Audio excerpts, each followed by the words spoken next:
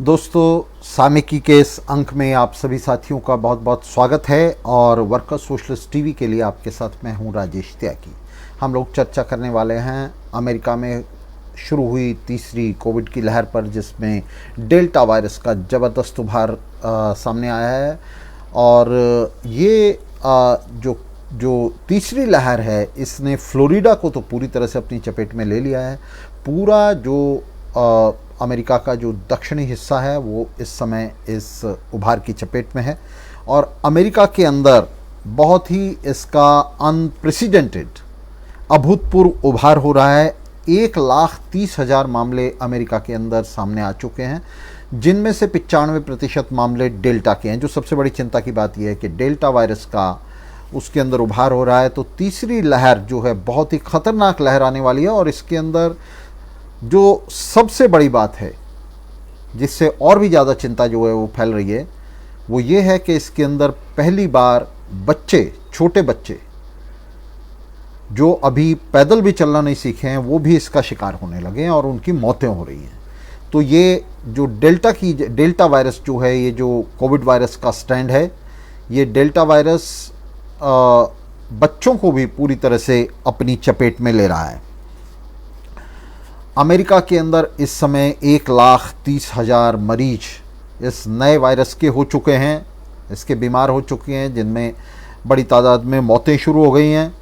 और ये जो अमेरिका के अंदर तादाद है 1,30,000, ये इस समय भारत, इंडोनेशिया और ब्राज़ील तीनों के अंदर जो बढ़ने की जो दर है इसकी, इन तीनों के अंदर जो दर है उसको मिलाकर ये अमेरिका के अंदर दर बन चुकी है। जबकि अमेरिका की जो पॉपुलेशन है वो इनसे छठा हिस्सा है। इन तीनों की अगर पॉपुलेशन को, जनसंख्या को हम एक जगह रखें, इन तीनों देशों की, भारत, इंडोनेशिया और ब्राज़ील की, तो अमेरिका की जो जनसंख्या है वो सिर्फ उसका छठा हिस्सा है। और इसके बावजूद अमेरिका के अंदर जो कुल मरीज हैं वो इन तीनों को मिलाकर इस समय जो बढ़ने की दर है उससे ज़्यादा अमेरिका के अंदर जो रेट ऑफ ग्रोथ है, जो बढ़ने की दर है, वो अमेरिका के अंदर है। अमेरिका के अंदर इस समय अमेरिका फिर से, आप जानते हैं कि पहली और दूसरी लहर में भी अमेरिका कोविड-19 का एक केंद्रक बना रहा है, गढ़ बना रहा है। और अब तीसरी लहर ने अमेरिका को अपनी चपेट में ले लिया। हम इस पर बात करेंगे कि ये क्या वजह है कि अमेरिका बार बार इस चपेट में आ रहा है और अमेरिका के अंदर अमेरिका की जो जनता है उसे सबसे बड़ा नुकसान दुनिया के अंदर उठाना पड़ रहा है। जानमाल का भयंकर नुकसान उसका हो रहा है। अगर आप देखेंगे तो अमेरिका की जो आधी जनसंख्या है वो इस समय वैक्सीनेटेड है। आप जानते हैं दुनिया भर के पूंजीवादी शासक इस बात का दावा कर रहे हैं और अमेरिकी सरकार खास तौर से इस बात का दावा कर रही है कि वैक्सीन्स जो हैं वो अपना काम कर रही हैं और वैक्सीन्स के रहते लोगों को कोई ख़तरा नहीं है, ऐसा दावा सरकारें कर रही हैं। लेकिन अमेरिका के अंदर 50% जनता पूरी तरह से वैक्सीनेटेड है। इसके बावजूद अमेरिका में एक बार फिर से तीसरी लहर में जो संक्रमितों की संख्या है, जो मरने वालों की संख्या है, वो दुनिया में सबसे ज़्यादा होने लगी है। इसके बावजूद कि उसकी आधी जनसंख्या वैक्सीनेटेड है, इसके बावजूद कि अमेरिका की जो जनसंख्या है वही बहुत कम है। मैंने जैसा बताया कि इन तीनों देशों की जनसंख्या मिलाकर, भारत, इंडोनेशिया और ब्राज़ील की मिलाकर अमेरिका से 6 गुनी हो जाती है। इसके बावजूद अमेरिका में जो मामले आ रहे हैं वो सबसे ज़्यादा आ रहे हैं। दरअसल अगर आप देखेंगे तो अमेरिका के शासकों की जो नीति है वो इसके लिए पूरी तरह से जिम्मेदार है। अमेरिका के शासकों ने ट्रंप के समय से ही जो नीति वहाँ अपनाई है, वो नीति अपनाई है हर्ड इम्यूनिटी। हर्ड इम्यूनिटी का मतलब होता है कि भीड़ की इम्यूनिटी। भीड़ की इम्यूनिटी का मतलब है कि वहाँ जितने लोग जिन्हें मरना है वे मर जाएं, जो बचेंगे कोविड से लड़कर जो बचेंगे वो बच जाएंगे। इसे कहते हैं हर्ड इम्यूनिटी। कि हर्ड इम्यूनिटी जो है ये इसका विकास हो गया है। तो हर्ड इम्यूनिटी का नारा देकर, ये बताकर जनता को कि हर्ड इम्यूनिटी जो है वो विकसित हो जाएगी, इसमें जनता को मौत के मुंह में धकेला जा रहा है। और इसके साथ ही हर्ड इम्यूनिटी की पॉलिसी के साथ साथ वहाँ जो बात अब कही जा रही है, जो बिडेन प्रशासन भी कह रहा है, ऐसा लग रहा था कि बिडेन प्रशासन जो है वो ट्रंप से अलग कोई नीति लेगा, ये भ्रम फैलाया जा रहा था। लेकिन बिडेन प्रशासन ने भी ये कहना शुरू कर दिया कि हमें वायरस के साथ रहना सीखना पड़ेगा, ये वायरस के साथ रहना सीखना पड़ेगा। और हर्ड इम्यूनिटी की जो बातें, ये एक ही बात है। ये कहना कि वायरस के साथ रहना सीखना पड़ेगा का मतलब है कि जाओ काम करो और जिन्हें मरना है वे मरेंगे, इसका भी वही मतलब है। दोनों का हार्ड इम्यूनिटी का जो स्लोगन दिया जा रहा था ट्रंप सरकार के द्वारा, उसका और जो बिडेन प्रशासन कह रहा है उसका, इन दोनों का एक ही मतलब है कि वायरस के साथ रहना सीखना पड़ेगा। जिसका मतलब है कि वायरस से मौत हो या बीमार हो, आप जाओ, फैक्ट्रियां चलाओ, कारखाने चलाओ, बाज़ार को चलाओ, सर्विसेज को चलाओ, सेवाओं को चलाओ और मुनाफे की जो मशीन है उसे जारी रखो। कोई मरे या जिए, इस बात से जो है कोई मतलब नहीं है। इस समय पूरा जो पब्लिक हेल्थ सिस्टम अमेरिका का है उसे पूरी तरह से साबोटाज कर दिया गया है। जो मास टेस्टिंग हैं, बड़े पैमाने पर लोगों को एक तरह से तलाशने की और उनको जो इन्फेक्टेड हैं उनको ढूंढने की जो नीति तमाम देशों ने शुरू में एक नी जर्क रिएक्शन के तौर पर ली थी, उसको एक तरफ रख दिया गया, उसको ताक पर रख दिया गया है और अब सरकारें उसका पीछा नहीं कर रही हैं। और सरकारें इसके साथ साथ लोगों को उकसा रही हैं, इसके उलट लोगों को उकसा रही हैं कि वे मास्क उतार दें, अब मास्क की ज़रूरत नहीं है। अमेरिकी सरकार ने ये नारा देना शुरू किया ट्रंप के समय से ही, और बिडेन की सरकार भी वो नारा देती रही कि अब कोई ज़रूरत नहीं है मास्क की। बिडेन ने खुद अपना मास्क उतार करके लोगों को दिखाया भीड़ के अंदर कि देखिए किस तरह से मास्क की कोई ज़रूरत नहीं है और डिस्टेंस किसी तरह का रखने की कोई ज़रूरत नहीं है और आप आराम से जो है घूम फिर सकते हैं। इसके साथ साथ बिडेन प्रशासन ने बाज़ारों को, स्कूलों को, कॉलेजों को, अदालतों को, सबको खोलना शुरू कर दिया, जिसका बहुत ही ख़तरनाक परिणाम जो है वो सामने आ रहा है। और ये जो इल्यूज़न, ये जो भ्रम जिसकी उत्पत्ति की जा रही थी, जिसे फैलाया जा रहा था कि पेंडेमिक ख़त्म हो गया है, महामारी ख़त्म हो गई है, तो ये भ्रम जो है ये पूरी तरह से अब अमेरिका के अंदर टूट गया है। टूट नहीं रहा है बल्कि टूट गया है। ये जो 1,30,000 मामले सामने आए हैं, इन्होंने लोगों को चौंका दिया है। और जो अमेरिका का जो दक्षिणी हिस्सा है वो तो पूरी तरह से इस महामारी का एक तरीके से गढ़ बन गया है, इसका एपिसेंटर बन गया है।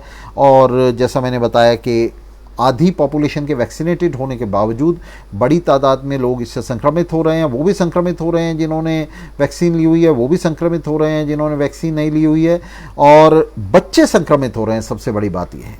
और इस समय सरकार की नीति क्या है?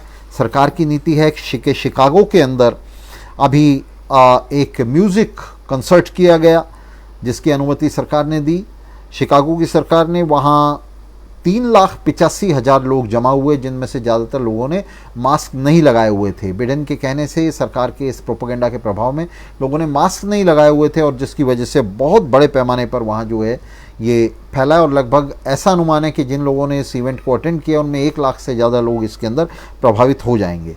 इसके पहले साउथ डकोटा, दक्षिणी डकोटा के अंदर इस शुक्रवार को वहाँ मोटरसाइकिल रैली का आयोजन, एक ऐसा आयोजन है जिसमें बड़े पैमाने में लोग जो है इकट्ठा हो रहे हैं और इससे बहुत ज़्यादा कोविड जो है वो फैलने वाला है। पिछले साल जब ये आयोजन किया गया था तो इसके अंदर 4,50,000 लोग जो है वहाँ इकट्ठा हुए थे और इस बार वहाँ 7 लाख से ज़्यादा लोगों के आने की संभावना है। इस मोटरसाइकिल इवेंट को देखने के लिए 7 लाख लोगों के आने की संभावना है। शिकागो के अंदर जिस मैंने इवेंट का जिक्र किया है वो 4 दिन का इवेंट है, 4 दिन चलेगा। और ये मोटरसाइकिल का इवेंट भी 2 दिन का इवेंट वहाँ है जिसके अंदर 7 लाख लोगों के जमा होने की संभावना है। और इससे जो इसके आयोजक हैं, प्रायोजक हैं, उनको $800 मिलियन का मुनाफा होने वाला है। $800 मिलियन की कमाई होने वाली है। और इस कमाई के लिए, इस मुनाफाखोरी के लिए अमेरिका का जो एलीट है, उसके जो बड़े पूंजीपति हैं, जो वहाँ इवेंट मैनेजर्स हैं, वो तमाम लोगों को मौत के मुंह में धकेल रहे हैं बिना इस बात की चिंता किए कि इसके अंदर कितने लोग मरेंगे और साथ में बड़ी तादाद में इसमें बच्चे भी मरेंगे। स्कूल्स पूरी तरह खोल दिए गए हैं और इन स्कूल्स के अंदर जो पेरेंट एसोसिएशंस हैं उन्हें मुकदमे फाइल करने पड़े हैं। उन्होंने गवर्नर से शिकायत की है, उन्होंने वहाँ सरकार को शिकायतें भेजी हैं और इसके अंदर जो अपंग बच्चों के माँ बाप हैं उन्होंने एक एसोसिएशन बनाकर उन्होंने मुकदमा डाला है। दूसरी पेरेंट एसोसिएशंस ने मुकदमे डाले हैं जिसमें उन्होंने कहा कि हमारे बच्चों को इस बात के लिए मजबूर नहीं किया जा सकता कि वो स्कूल को अटेंड करें और हमारे लिए और कोई चारा नहीं है कि हमें जो है सीधे बच्चों के कैरियर और उनकी जो है ज़िंदगी के बीच में से एक को चुनना है। तो ये हमारे लिए बड़ी कठिन चॉइस है, बड़ा कठिन चुनाव है। तो इस पर जो है रोक लगाई जाए बिडेन सरकार की इस नीति पर। बिडेन सरकार ट्रंप की नीतियों को आगे बढ़ा रही है और इन नीतियों के चलते फ्लोरिडा के अंदर ख़ास तौर से इतना बड़ा संकट खड़ा हो गया कि वहाँ शिकागो में, फ्लोरिडा में इतना बड़ा संकट खड़ा हो गया कि वहाँ हॉस्पिटल बेड्स जो हैं अब उनका अकाल पड़ने लगा है। लोगों को वापस भेजा जा रहा है, होम क्वारंटाइन में भेजा जा रहा है। हॉस्पिटल्स के अंदर ऑक्सीजन ख़त्म हो गई है। अभी तक हम ऑक्सीजन ख़त्म होने की बात भारत में सुन रहे थे, पिछड़े देशों में सुन रहे थे, लेकिन अब हम देख रहे हैं किस तरह से अमेरिका के अंदर ये संकट फिर से खड़ा हो गया है। वहाँ ऑक्सीजन ख़त्म हो गई है और अमेरिकी सरकारों ने वहाँ इस बात से, इससे पहले जो संकट रहा, इससे पहले जो उभार आया कोविड की 2 लहरों में, उससे कोई सबक नहीं लिया। किसी तरह से वहाँ ऑक्सीजन का जो प्रबंध है वो इन सरकारों ने नहीं किया और तीसरी लहर वहाँ इस संकट को और भी तेज़ी से सामने ला रही है। अमेरिका के अंदर पहले ही कोविड की पहली और दूसरी लहर ने एक आर्थिक संकट खड़ा कर दिया है, एक सामाजिक संकट खड़ा कर दिया है और इस तमाम संकट के चलते ये जो तीसरी लहर है ये अमेरिका में इस आर्थिक राजनीतिक संकट को आसमान में पहुंचा देगी और निश्चित रूप से मेहनतकश जनता इससे उद्वेलित हो रही है, मेहनतकश जनता इससे आक्रोशित हो रही है और मेहनतकश जनता के लिए ये एक शानदार मौका भी है। अमेरिका में पूंजीपतियों के हाथ से, अमेरिकी इलीट के हाथ से सत्ता को छीनने का, उनके खिलाफ अमेरिका के अंदर खुले विद्रोह में उतरने का, सड़कों पर प्रदर्शन करने का, बड़े प्रदर्शन आयोजित करने का और सरकार की इस नीति पर नहीं बल्कि खुद सरकार पर, इलीट की सरकार पर हमला करने का। तो अमेरिका एक तरीके से विश्व पूंजीवाद का नेता है, दुनिया भर की पूंजीवादी सरकारों का वो अगुवा है और उसकी एक तरह से नकल करती हैं बाकी सरकारें। तो हम देख रहे हैं लंबे समय से कि ये जो अमेरिकी सरकार की नीतियां हैं, जिसको ट्रंप ने कहा कि हर्ड इम्यूनिटी की नीति का हम पालन कर रहे हैं और जिनको मरना है वो तो मरेंगे ही, तो इस सब के चलते पूरी दुनिया के अंदर जो सरकारें हैं उन्होंने अमेरिकी नीतियों का पालन किया और इनके चलते अमेरिका के अंदर कम से कम 5 लाख लोग जो हैं वो मारे गए। ट्रंप ने कहा था कि 1.5 लाख लोग मारे जाएंगे, लेकिन 5 लाख मारे गए और अनुमान है कि इससे भी कई ज़्यादा लोग जो अमेरिका के अंदर मरे हैं, लेकिन आधिकारिक आंकड़े जो बता रहे हैं वो 5 लाख बता रहे हैं। और अभी जो ये तीसरी लहर आने वाली है, हमें लगता है कि अमेरिका के अंदर सबसे बड़ा नुकसान ये तीसरी लहर करने वाली है, जिसके अंदर बड़ी तादाद में बच्चे इससे प्रभावित होंगे। तो पूरी दुनिया के अंदर ये जो पूंजीवादी शासक हैं, इन्होंने एक तरह से इसका पूरी तरह से मजाक बनाकर रख दिया है और वे दुनिया भर के अंदर तबाही के लिए जो जानो माल की तबाही हो रही है उसके लिए ज़िम्मेदार हैं और उनका जो उद्देश्य है वो सिर्फ मुनाफे की व्यवस्था को हाँकना, उसे चलाए रखना है। किसी भी तरह से जन कल्याण जो है वो उनका उद्देश्य नहीं है। अमेरिकी सरकार की नीतियाँ पूरे दुनिया में पूंजीवादी सरकारों की नीतियाँ हैं और जिस तरह से अमेरिकी जनता को इसके खिलाफ लड़ा, उसी तरह पूरी दुनिया की जनता को भी इन नीतियों के खिलाफ संघर्ष करना है, संघर्ष में उतरना है। तो साथियों, इतनी बात हम आपके सामने रखना चाह रहे थे कि अमेरिका इसको लीड कर रहा है और पूरी दुनिया में, अमेरिका अकेला नहीं है, पूरी दुनिया में फिर से तीसरी लहर का सर्च शुरू हो गया है। और जब तक ये पूंजीवादी सरकारें हैं, जब तक इनका ये पूंजीवादी कुप्रबंध मौजूद है, जब तक पूंजीवाद मौजूद है, पूंजी की सत्ता मौजूद है, तब तक मानव जाति को इन महामारियों से, प्राकृतिक आपदाओं से, मानव निर्मित आपदाओं से नहीं बचाया जा सकता। और वास्तव में प्राकृतिक आपदाएं भी तो मानव निर्मित आपदाएं हैं। प्राकृतिक आपदा मनुष्य जाति का कुछ नहीं बिगाड़ सकती, लोगों को कुछ नहीं बिगाड़ सकती, जब तक सरकारों की लापरवाही और उनकी जो कुटिल मंशा है इन बीमारियों के दौरान भी लोगों को काम में झोंकने की, उन्हें मुनाफाखोरी का अस्त्र बनाने की और मुनाफे की मशीन को चलाए जाने की, जब तक ये जो कुत्सित मंशा है ये कायम है, तब तक मानव जाति को बीमारियों के मुंह से नहीं बचाया जा सकता। तो अगर हमें स्वास्थ्य चाहिए, हमें अच्छा जीवन चाहिए, अच्छी जीवन शैली चाहिए, अच्छा जीवन स्तर चाहिए, तो निश्चित रूप से पूंजीवाद को हमें नष्ट करना होगा, इन पूंजीवादी सरकारों को नष्ट करना होगा और दुनिया को एक समाजवादी क्रांति के लिए हमें जो है उसकी तरफ चलना होगा, उसके लिए तैयार करना होगा। तो साथियों, आज की बात इतने ही। आज 9 बजे मैं आपको याद दिला दूं कि हमारा मुशायरे का कार्यक्रम है, तो सभी साथी उसको जो है अटेंड करें लाइव, और जो लाइव अटेंड ना कर सकें वो उसे बाद में देख लें। तो धन्यवाद साथियों, बहुत बहुत शुक्रिया आपका। और आज के कार्यक्रम को समाप्त करने की आपसे जो है अनुमति चाहता हूँ। धन्यवाद।